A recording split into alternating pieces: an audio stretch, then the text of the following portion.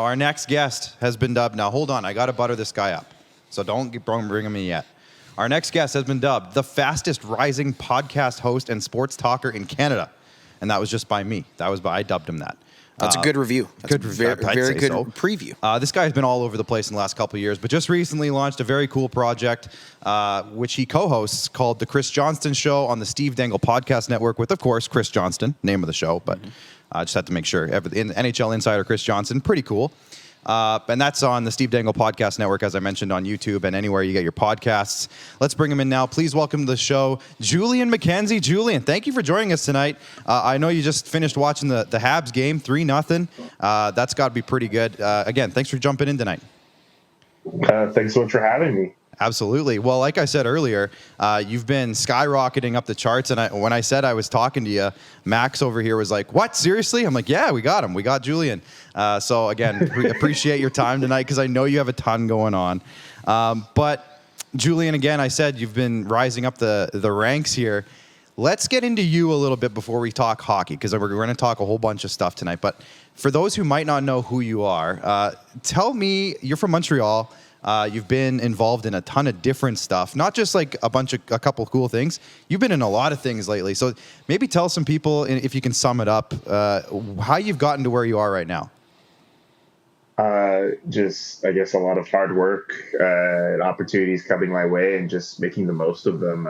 If we start going through all the different opportunities that I've had over the last few years, I think we need to dedicate a whole hour to your show to do that. And I don't think you guys want to do that. But yeah, the CJ show's been a really big thing for me. And I'm really grateful to get that opportunity with them and the Steve Dangle Podcast Network and working with The Athletic, which I think has literally changed my life, to be quite honest with you, even though I'm an associate editor there and a contributor to their culture vertical.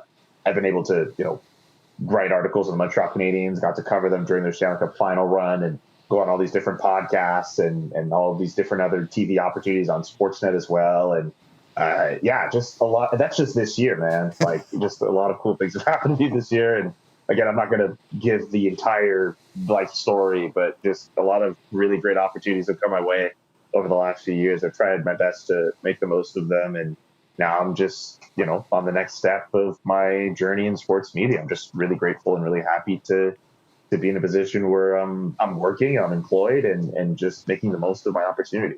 So, Julian, with all those opportunities, I can assume that sleep hasn't really made its way into the equation much, hey? Sleep? What is that? Can you tell me what that is? I'm not really familiar with that. Well, Webster's dictionary defined. No, I'm just kidding. Okay. We don't need to go there. But okay. But let's get into it now. The big project, of course, that everyone's talking about is the Chris Johnston Show. I know me and Max both watch it. I was joking with you via text message about an inside joke from the show. But I'm sure for you, it was a little bit surreal at first to kind of get it going. But now you're like, it seems like you're like experts. Now you guys have some great chemistry going on. How has it been like on your side from these first few weeks of shows? It's been really cool just to be able to talk to a guy like CJ twice a week, because we do episodes Monday and Thursday. It's been really surreal. Like when the SDPN pitched me the idea, it's almost like a year ago. They pitched me the idea, actually. I'm not going to lie to you. Like, I knew who Chris Johnston was, and I followed him on Twitter, but I had never met him. I didn't know what his personality was like. So I thought the idea would be like, all right, this is pretty cool. Just any opportunity to kind of work with Steve Dangle and just have the name Steve Dangle. I know he's technically not affiliated with this particular project. He's got a whole other podcast and a few other t-shirts he's trying to sell, but like his name is on the network. But just any opportunity to kind of be aligned with Steve and Adam and Jesse as well. I thought it was just like a cool idea. And then getting to know CJ throughout the last year has been really surreal. Like we were supposed to, I mean, it's already out there. We were supposed to start the podcast like way earlier this year, but we went through a couple bumps in the road before we were able to make that happen. And all the while we just kept in touch and just texted each other, and not even just like, hey, I hope the podcast still happens. Like, random stuff that happens in the NHL. Like we were going through the bubble all last year, and, we were just making conversation about the way the season was going. And when the Canadiens were making the run through the Stanley Cup final, we were supposed to, and we had not met in person at that point yet. We had agreed that if the Canadiens found a way to take the series to Game 6, we would meet up in person when he would come to Montreal, because he was in Tampa, I think, for Game 5, but for Game 6, he would have been in Montreal for that. And I was like, I don't root for anybody. I don't have any fans of teams, but I was rooting for the Canadiens to win just so we could meet up in Montreal. But obviously that did not happen. But we eventually met up in Toronto later that year. But CJ's just been really great, and he's a really great host to work with. And the podcast, as far as I'm concerned, could not have started any better for us, as far as I'm concerned. So, Julian, before we get into some of the heavier stuff that's obviously kind of taken place over the last 7 to 10 days here, I just got to ask, what are those, I guess, early pre-production meetings like, kind of behind the Iron Curtain? So, Adam, Steve, Jesse, like, how's that go? Does Steve just come in screaming about the Leafs, and then Adam tries to settle him down, and then Jesse starts getting things kind of organized? What are those pre-production meetings like before things really got going with the CJ show and yourself? So like I said, Steve wasn't really involved with that. Like, I guess he kind of just let us do our thing. It's more Adam and Jesse. And like, I'll say this about Steve, like, Steve obviously is the face of the network and all that. And, you know, it's great for him. He's a guy who started off as a Leafs fan yelling into a video camera. Now he has himself a podcast network. You know, dreams are possible in the world. You can go from an angry guy in a blue room to starting a network. But like, Adam is the guy who is making the phone calls. He's making stuff happen. I think I could tell the story here. Like, when it was maybe about like a few weeks before the podcast was supposed to start. Like I said, we were supposed to start earlier in the year, and then some bumps in the road happened before we could get it up. But at that point, I wasn't working with The Athletic yet. And anytime I've been able to do any extra stuff with The Athletic, like, you know, all the other podcasts that I'm doing with Yahoo Sports or the Montreal Gazette or anything like that, I go to them and I'm like, yo, like, is it okay? And they normally say yes. And like, Adam like texted me like the eyeball emoji, like, yo, like, we doing the podcast. So I'm thinking, all right, we're going to do the podcast. So all I just need to do is just make sure that The Athletic is cool with it. And then I started thinking like, oh man, like, you know, what if they see that I'm doing so much stuff and like it can't work out? What if they say no or something? And I'm like nervous, trying to break up the nerve to like go to my bosses and be like, yo, let me do this podcast. And they tell me yes. And then I go back to Adam and I'm like, yeah, so it's more like a formality thing, but The Athletic was cool with me doing the show. And they're like, well, yeah, of course they're doing the show. Why do you think I sent you the eyeball emoji? I'm like, what are you talking about? He went to The Athletic and got permission before even I could even do that. That's how dope like Adam is. And Jesse has to get his props too, because he's the guy who's doing all the production stuff with all the editing and everything on YouTube. He's doing everything. He's like the dude, the engine that makes it run.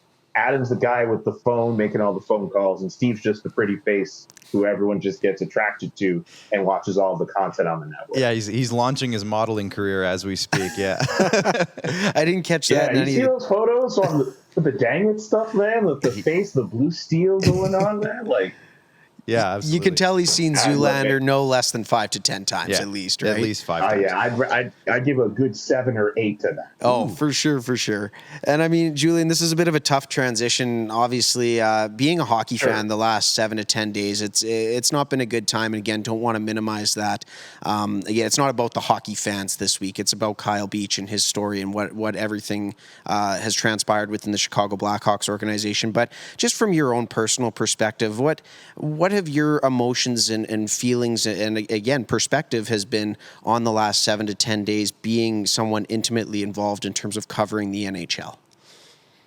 A lot of sadness, exasperation, confusion, but also not too much surprise, because I hate to say it, I don't think it's news to you guys either, but hockey culture is essentially broken, and it's not necessarily just an NHL problem. This is something that everyone across the spectrum of hockey should pay attention to. Like, I think of what Tara Sloan from Hometown Hockey on Sportsnet was saying the other night, just essentially talking about hockey culture and just expressing her feelings. And, you know, and she's not the only one who's probably brought this up and been met with, you know, people saying that, hey, hockey culture isn't actually broken. But like, everyone right now should be looking at what's gone on over the last few days and thinking, okay, what needs to be done to ensure that we never go through a Kyle Beach situation ever again? We never see a Nakeem Aliu situation again. We cannot forget that happened too. I'll say this on any platform that I'm on. the Chicago Blackhawks, the same year they had to deal with the Kyle Beach mess, is the same year that organization had one of their players go through racial abuse from their head coach in the American Hockey League. That all those incidents happened in the same season. We cannot forget that. Like it's a situation where, and I understand it's an NHL team that went through that, and we as media people were far removed from that team. But as people who are invested into hockey as we are, we have to pay attention to that. We have to bring light to those stories, and we have to ensure that the culture that is there, we hold those people who are gatekeepers of those cultures accountable. We have to ensure this does not happen again. I feel a lot of sadness, and I'm upset at a few things, but I'm also encouraged at the fact that there are a lot of people who care, and there are a lot of people who want to see that change. Yeah, absolutely. I think it's been a week of reflection for a lot of people, and even Julian, people like myself who played hockey growing up, I think back to my experiences growing up and, some of the hazing things that happened. And I know this is a completely different scenario here, but, the cage boxing in the locker rooms that went on in those days, and, the bus pranks. I worked in junior hockey for a couple of years, the bus pranks that go on to the rookies coming in, and certain things. I honestly didn't see some of the bad stuff, but even just the little stuff, it all adds up into what you mentioned earlier, the hockey culture, and it's something. What you mentioned, Tara Sloan's comments, I think she summed it up really well. It seems like the NHL is a league, she said this, that does a lot of following and not a lot of leading, and I'd love to see that flip around a little bit. So hopefully in the next, in the coming steps to fixing this, me and Max mentioned this earlier, but we start seeing action and on this and many other topics, because you mentioned it earlier. There's more to it than this. It's always hard to segue out of something like this, but let's look at it now. If we can, I tell you, man. Whew. I tell you, there's been so much of that on so many different shows that I've been on, or I've just listened to, where it's like, yeah, we have to talk about this, but the Leafs did something. It's been a lot. Speaking of that, and I think, no, yeah. Yeah. 4-0. Yeah. 4-0. So I don't blame you guys. But hey, let's do a hard segue, hard switch, and we'll put on our game faces now. Montreal Canadiens, they won 3-0 tonight. You said you were watching the game before jumping on with us here. But overall, a historically rough start to the season. And I know Max has a second part to this question, but give me the vibes, because you're in town. Give me the vibes of the start to this team, because I know the market there, they've been rumored to be a little harsh on their team.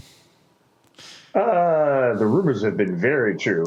In Montreal, it's always the two extremes. If you're doing very poorly, fans will let you know that you're doing very poorly, and the media will as well. But if you're doing very well, they will be doing ole-oles like halfway through a game. And that's what's been so weird about this season too.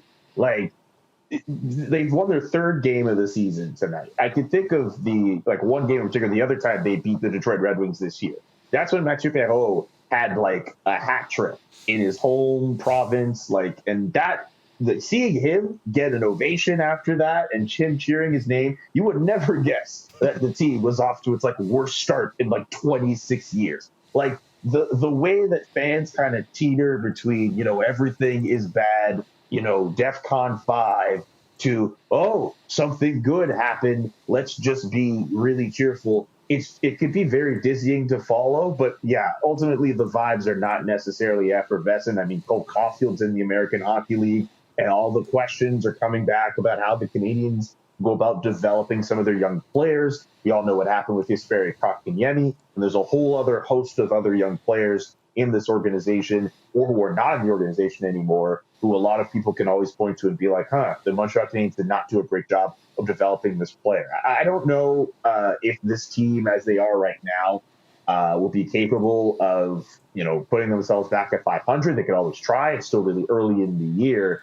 but I'm used to seeing a Canadiens team that starts off the season really well, and then they have a dip in their play. But the way they start off a year is normally able to help. It usually helps them out in terms of having them end the season with a, somewhat decent record. This is an interesting outcome where they go off to a pretty terrible start. I forget who said it, but I think they haven't played this badly, or they haven't looked this badly since the Second World War. This taken them some time before they've looked as badly as they've had. But yeah, the Montreal Canadiens right now, they're in a really tough spot with the way that they've started this year and the way the division is looking right now. It's not going to get any easier for them. But so yeah, the vibes right now in Montreal, very much on the down low right now. But considering how this year has been, man, just a lot of ups and downs, a lot of peaks and valleys in this city. It's amazing, and again, with Jeff Merrick, he was talking a couple weeks ago on his podcast, the Jeff Merrick Show, produced by Jeff Merrick, directed by Jeff Merrick, written by Jeff Merrick, starring Jeff Merrick. Yes. Exactly, as Elliot Friedman likes to affectionately say. But he was just saying that it's not one 82-game season in markets like Montreal and Toronto. It's 82 one-game seasons. You forget that this team was in the Stanley Cup final just a few months ago. But I guess, Julian, a double-barrel question going back to the Cole Caulfield situation. And again, I think maybe you got to lay eyes on the Twitter picture that made its rounds, and he made it for picture day in Laval, he didn't quite look super happy about that. But do you think overall that this is very much like a 2007, I guess a little bit earlier than that, Ryan Getzlaf, Corey Perry situation when they sent them down to the Portland Pirates? Is this a confidence thing for Cole Caulfield, or is this the team is off to a bad start, we need to see the culture change in order to bring up our top prospects so that he can prosper? What do you make of this situation for Cole, and is it more of a team thing or a him thing at this moment? That's a really interesting question. I'll be quite honest with you. I didn't even know about the Ryan Getzlaf, Corey Perry situation, but you mentioning that made me think of the fact that Corey Perry apparently reached out to Cole Caulfield after he got sent down. And we all know what Corey Perry meant to the Canadiens last season.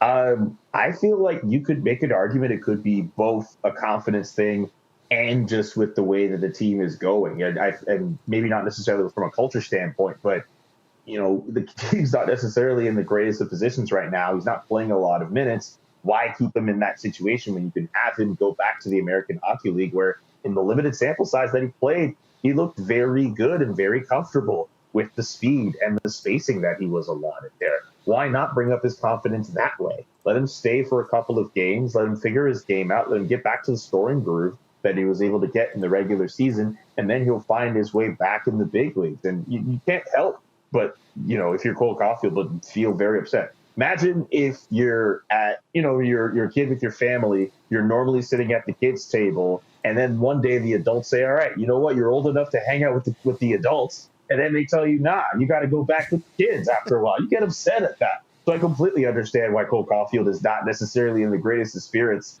being back in Laval, but if he scores enough goals, if he plays well and he gets his confidence back, he'll be back with the Montreal Canadiens before we know it.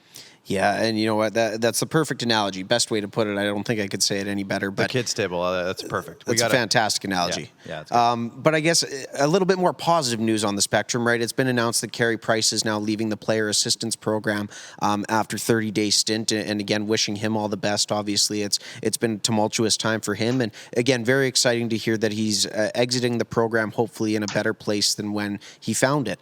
But I guess, Julian, what are you hearing in Montreal? Again, it's relatively fresh news coming out today. What does maybe the timeline of return look like for Carey, if there even is a timeline at this point?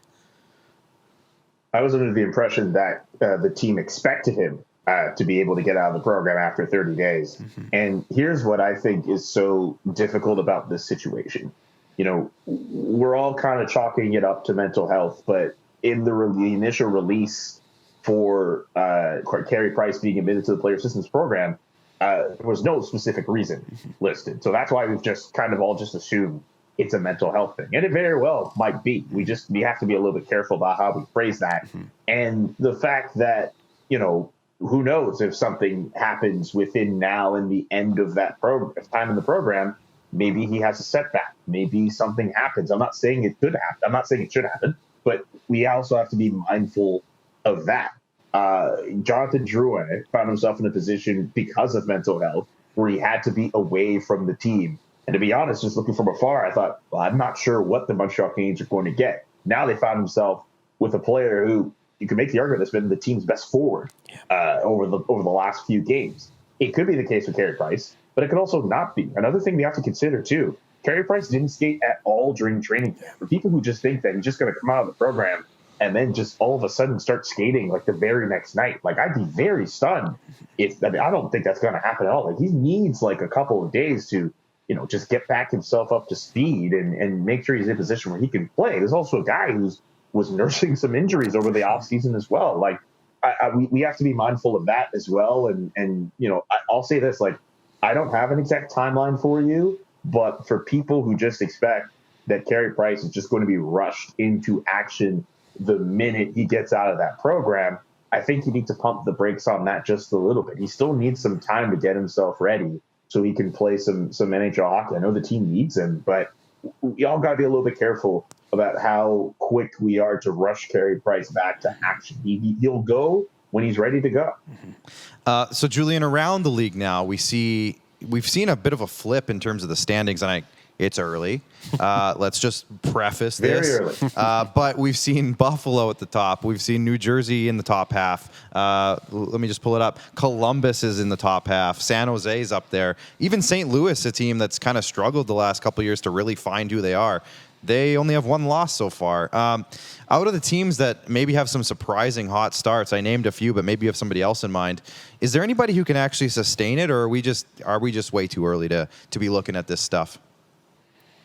We are obviously a little bit too early. A lot of people like to put the American Thanksgiving set of days as the benchmark for when teams should be taken seriously or not. But is that going to stop us from making those conversations? No, of course not. No, absolutely not. St. Louis, obviously, with the pedigree that they have, that's a team you probably look at as a squad that could probably sustain it. I'll be honest, at the beginning of the year, I was trying to think of coaches who could be on the hot seat. I thought of Craig Berube out in St. Louis because of the fact that they've struggled over the last little while. And yes, they dug themselves out. That one year they won the Stanley Cup from last place to win a Stanley Cup eventually. But this is a team that expects to, at this point with the core that they have, expects to be a perennial playoff contender. And they've been out of the first round in the last few years. Like, they need a team that's going to be good this year. So I kind of thought maybe that might be an option, but I could see them sustaining it. I have to shout out Buffalo, though, because nobody was giving them anything at the beginning of this year. A lot of people thought that they were just going to roll over. I'm sure there was at least somebody who semi-seriously thought that they were going to go 0 for 82 this year. And they've turned into a squad that says, you know what, even though we're not going to be the most talented squad in the National Hockey League, we're going to fight every night that we play in the National Hockey League. And you know what, even though it is very early, I'm going to just roll with you guys and go with the takes here. But Don Granato, as far as I'm concerned, Jack Adams Trophy winner, give him the trophy right now. I think the Buffalo Sabres, even if they find themselves in a position, I don't know if they're going to make the playoffs. I think if he even gets them to a point where they're remotely close to even fighting for a playoff spot, that should be enough for him to get Jack Adams Trophy votes. The players seem to like him. He's a good motivator and a good communicator with those players, and he's found a way to get a lot out of this team. Even if it is the early going of the year, I think a lot of people thought they'd be looking a lot closer to what the Arizona Coyotes look like right now. A team who, as far as I'm concerned, I don't think they've won a game yet even. They haven't won a game yet. Nope. I thought a lot of people expected Buffalo to look like what Arizona is right now. The Buffalo Sabres are a respectable hockey club. They've beaten some decent teams, including the reigning Stanley Cup champion Tampa Bay Lightning. I think the Buffalo Sabres deserve a ton of credit for the way that they've started. And if they're able to sustain this going forward, man, that's a really, really good thing. But the expectations for Sabres fans, they just want a respectable club. So just being out of last place might be enough for a lot of fans. So I'm going to take your hypothetical. I'm going to run with it. Who do the Sabres boot out of the playoffs in the Atlantic Division if they were to make the playoffs? Oh, boy. Out of the four teams that we all assume are going to make the playoffs, is what I should say, in the Atlantic. It's one of those divisions. But who would they kick out? I still have Tampa Bay as a playoff team. I think Boston's a playoff team. I don't know where their standings are. It's weird. Julian, I'll help you out here. Teams. Let's kick this can down the road to American Way Thanksgiving, too early, yeah, and then we'll ask you for the answer to that question. You got to ask you that. I don't want to say like the Sabres going to kick out the Leafs and then everyone's going to be like, oh, the Leafs. Let's just say Boston, and everybody's happy. And you know what, Julian? And it's funny because we don't talk about the Buffalo Sabres a lot on this program here. So it's funny. You mentioned Don Granato, right? And even dating back to last year when they replaced Ralph Kruger with Don Granato, the Sabres all of a sudden became a little bit more competitive of a team, and that was in the absence of Jack Eichel dealing off Taylor Hall. Like you said, he's got them playing with a bit of an identity, and it's, again, something that's been surprising to most. And again, sticking on those Buffalo Sabres on a not fun topic, I'm sure you're just as sick of talking about it as everybody else is. But on Friday, the hot stove seemed to get to a boiling point again with the Jack Eichel trade rumors. Is there any merit to these at this point, or are we just still now at when it happens, it happens? I'm in the secondary camp where when it happens, and I'll just say this. I am pretty grateful that I do a podcast with someone who's very much in the know about what's going on with Jack Eichel. I was going to say, quickly text CJ. Yeah, seriously, man. Like CJ sometimes will just be like, "Hey, man, someday, like he already warned me in advance for trade deadline day, like don't text me that day." So like I have to be very careful about the privilege of having a friend as an NHL insider. But yeah, man, like I'm just with you guys, man. I'm just trying to figure out when this is going to happen. Jack Eichel is a guy who should be seen as an NHL star right now. He should be helping it. Imagine if he was playing with this Buffalo Sabres team right now that's playing above what it's supposed to be. Like, they might actually be a respectable team in the National Hockey League, or a team that could actually have a chance at making the playoffs in a wildcard spot if Jack Eichel was healthy enough to play. But instead, he's sitting at home trying to figure out when his neck is going to be fixed. He's probably not going to be able to play at the Olympics in February. And who knows which team he's going to end up with next. This is a team this is a situation I thought would have been resolved in the summer when all these teams were, trying to figure out their teams for the free agency and other trades that might happen. And all these other teams are looking to be interested in the regular season. A lot of that money's already tied up. So whatever they can get from a possible trade, like they better just stick with it. I mean, if it's Vegas at this point, take it from Vegas. If it's somebody else, if it's Calgary, I don't know, like, just take it. At this point, just be done with the situation. The Buffalo Sabres, as far as I'm concerned, I can't think of a scenario where they win a trade, but stranger things have happened. But at this point, you're just better off getting whatever assets you can get for Jack Eichel and just moving on. I think a lot of fans are exasperated over that, and they just want to see a situation where, that dark Jack Eichel cloud has finally moved away from them, and he can be on another team where he can move on with his life. And anytime the word grievance starts getting into the conversation, I'm sure that's just what the NHLPA right now wants to hear is like, hey, we got other stuff going on. We don't need a grievance. Can you please just handle this? We have bigger fires to put out here, and they sure do. But let's go back to you. We go from one league icon in Carey Price to another in Jack Eichel to another in Alex Ovechkin. He's lighting up the league to start the year. 9 goals already. I'm going to give you a two-parter. One's more fun. One's a little bit more on the team. Can he meet Gretzky's record? Can he meet it or exceed it, obviously? And are the Capitals legit? Because a lot of people were writing them off before the year, saying that they were over the hump, they're too old. And right now they're looking pretty good. I'll second part first. I was definitely one of those people who thought that they were a little over the hump. Like, I mean, I'm not sure how you guys rank contending teams. Yeah, I think if you're Tampa Bay, if you're Colorado, I'll add Carolina in this now because of the start that they've had.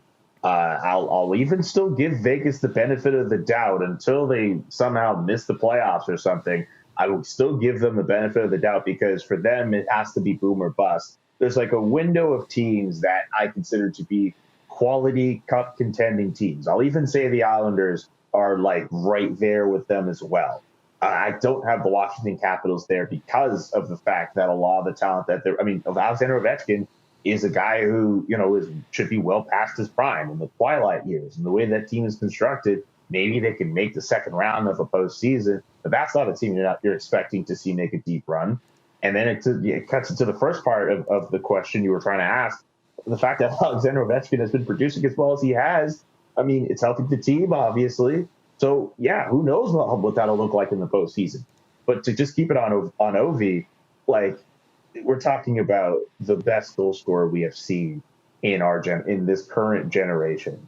And it's nothing short of astonishing that at the age of 36, he has been able to light the lamp. Like, we keep thinking that, man, this is the year where his body's just going to break down and he's not going to be able to score as much as he does. Like, oh, man, he's not going to be able to score as much. Oh, no, he's done. Nope, he's just going to find a way to do it. I just laugh at how so many people like to write him off and just think. I remember, like, a couple months ago, somebody was saying, hey, if Alexander Ovechkin was like a free agent, should the Montreal Canadiens find a way to get him? And someone was trying to make the point that he was just like this washed up guy. And I'm just like, you guys realize that like Alexander Ovechkin last year, if he was on the Canadiens, he would have been second in goals. This is a team that's been starving for goals for years. Like Alexander Ovechkin's bad years compared to so many other players in the National Hockey League, just it's nothing short of craziness, man. Not only is this guy going to break the record, this guy's going to have 900 goals when his career is said and done, man. As far as I'm concerned, everyone in the locker room in Washington, if I'm Ted Leonsis, I step into the locker room every night and I'm like, hey,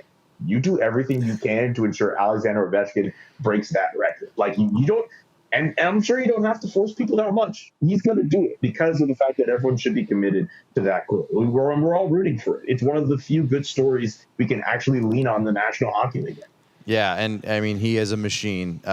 They were talking about him. I was watching the Lightning broadcast the other night, and they were talking about him from an opponent's perspective, and they're like, "This man's a machine." Like people don't know who he is at this point. But like, this man's a machine. 6'3", 240 pounds, and I'm like, I always forget that this guy is built like a brick house. Like this guy, he's no joke. Like he can run people over. He can push you around too. He's not a frail guy by any stretch. But I saw a funny picture, and you'll appreciate this, Julian. I think it was Jeff Veillette on Twitter. I think it was him.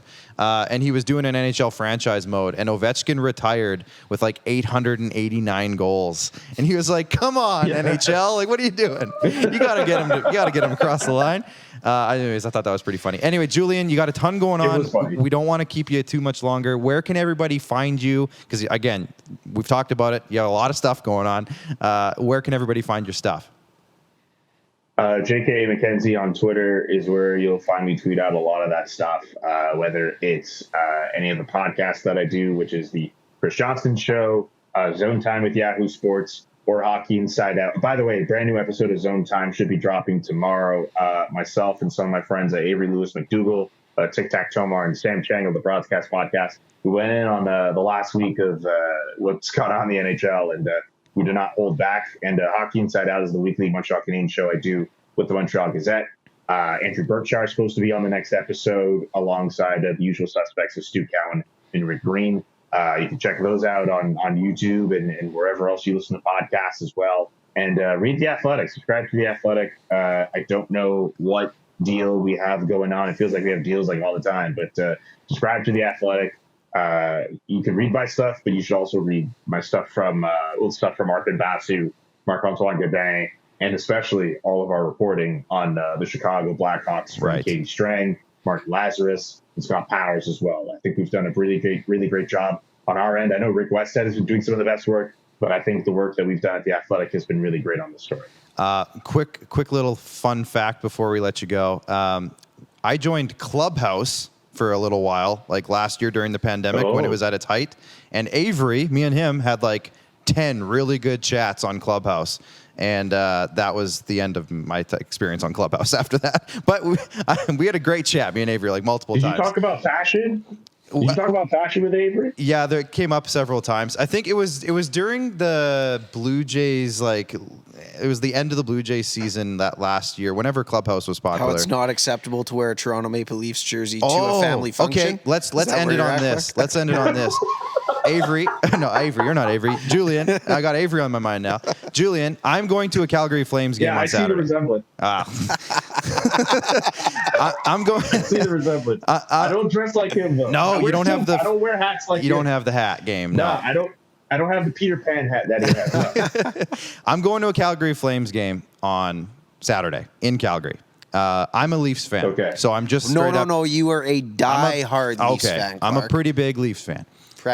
Is it a party foul for me to buy a Flames hoodie or some sort of paraphernalia and wear it to the game? Because Max is giving me a really hard time. I haven't done it yet, but he's saying I can't wear Flames stuff to a Flames game because I'm a Leafs fan. When you have a TikTok channel built around the Toronto Maple Leafs. Follow me on TikTok at Producer Clark. But what are your thoughts on this? I have a question. Yes. I have a question. If you wear a Flames anything at this game, are you prepared for Max and any of your fans or any other people who go on TikTok or whatever to give you grief over wearing Flames stuff? I think Are you ready Yes. for I think you just answered my question, Julian. Thank you, Julian. Yes. that? Okay. And that's all we need to know as far as I'm concerned. Nailed it. If you're willing to bear the brunt of all that criticism, then fine. But if not, then you probably shouldn't. I'm pretty weak spirited. Being a Leafs fan will do that to you for the last 50 years. I've been Clark. wrecked. Yeah, Yeah. jeez. You guys endured.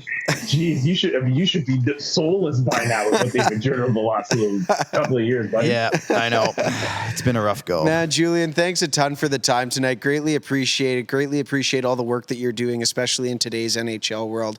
Man, we, again, can't thank you enough for the time tonight. Continued success in all your endeavors, and we hope we can do this again.